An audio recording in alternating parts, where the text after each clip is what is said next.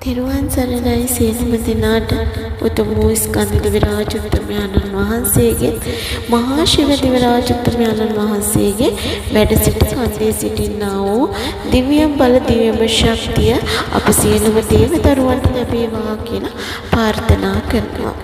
උතුම් වූ මහා ශිව දිවරාජුත්තමයන්න් වහන්සේගේ වර ශක්තියක් හිමි දරුවන්ටයි මම මේ අද කතා කරන්නේ. වර ශක්තියක් හිමි දරුවන් කියන්නේ කවුරුන්ද? අපි බලමු වරයක් කියන්නේ කුමක්ද කියලා. ඇත්තටම වරයක් කියන්නේම අප සංසාරගත එකතු කරගත්තා වූ පින් කුසල් බලයෙන් අපට යහපත ඉෂ්ට සිද්ධ කර දෙන්න මේ ආත්මේ භාවයේදී ලැබෙන ශක්තියක්. එතකොට ඒ ශක්තියට ඥාති දේවතාවුන් වහන්සේලා ඉන්නවද මේ වරයකට?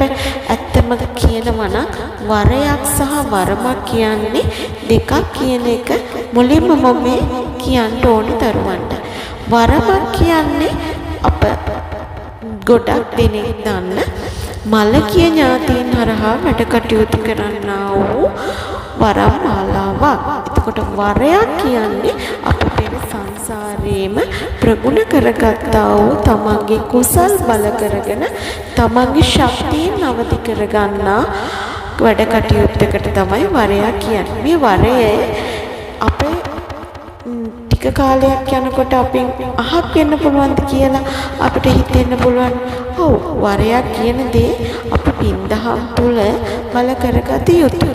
භාවනා කරන්න ඕනේ. එතකොට භාවනා කරන දරුවෙකුට නිරන්තරයෙන්ම වර ශක්තිය ප්‍රගුණ කරගත්තාම ඒ වර ශක්තියෙන් කිසිම විදිහකට අයහපත කිසිම දරුවෙකුට කරන්න හිත දෙන්නත් නැහැ, අවසරයක් ලැබෙන්නේ නැහැ.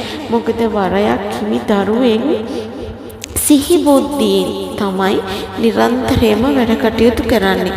වරයක් තියෙන දරුවෙකුට ඇඟ සෙලවීමක්වත් වෙන්නේ නැහැ. වරයක් තියෙන දරුවෙකුට තමන්ගේ ශක්තියින් භාවනා මත ප්‍රගුණ කරගත යුතු වෙනවා.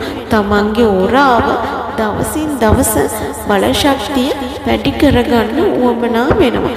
එතකොට වරයක් හිමි දරුවෙකුට මොනවද කරන්න පුළුවන් කියලා බලමු. තමන්ගේ ජීවිතයේ ගොඩාක් ආධ්‍යාත්මික පැත්තට බර කරගෙන තමන්ගේ සසර කෙටි කරගන්න නිරන්තරයෙන්ම මහදේවතාවුන් වහන්සේ හරහා එන වර ශක්තියකදී අපට ලැබෙන එක ගුණාංගයක් තමයි. ඒ වර ශක්තියෙන් අපට නොයෙකුත් විදිහට මිනිසුන්ගේ තිබෙනා වූ ලෙඩ රෝගාබාධ හොඳ කරන්න පුළුවන්. මොකද වරයක් කියන දේ